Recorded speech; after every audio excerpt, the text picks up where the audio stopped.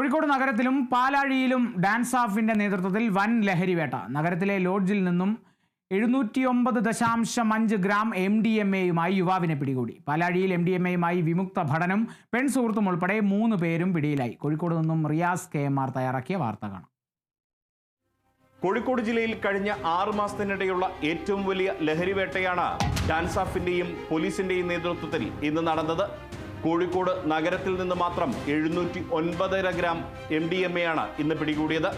നാദാപുരം വാണിമേൽ സ്വദേശി TKC ഷംസീറിനെയാണ് ഗോവിന്ദപുരത്തുള്ള സ്വകാര്യ ലോഡ്ജിൽ നിന്നും 709.5 ഗ്രാം MDMA-യുമായി പോലീസ് അറസ്റ്റ് ചെയ്തത്.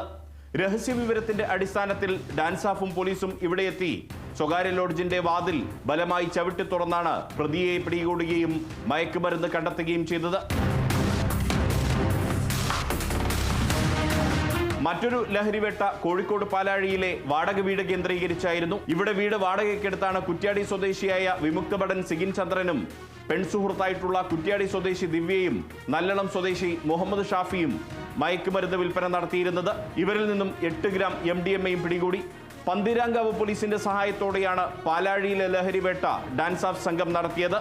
വിമുക്ത ഭടനായ സിഗിൻ ചന്ദ്രനും പെൺസുഹൃത്ത് ദിവ്യയും മുഹമ്മദ് ഷാഫിയും ചേർന്ന് ഏറെ നാളായി ഇത്തരത്തിൽ ലഹരി വിൽപ്പന നടത്തുന്ന കാര്യം ഡാൻസ് ഓഫിന്റെ ശ്രദ്ധയിൽപ്പെട്ടിരിക്കുകയായിരുന്നു. അങ്ങനെ നിരീക്ഷണം നടത്തി വരുന്നതിനിടെയാണ് ഇന്ന് 8 ഗ്രാം MDMA-യുമായി ഇവർ പിടിയിലായത്.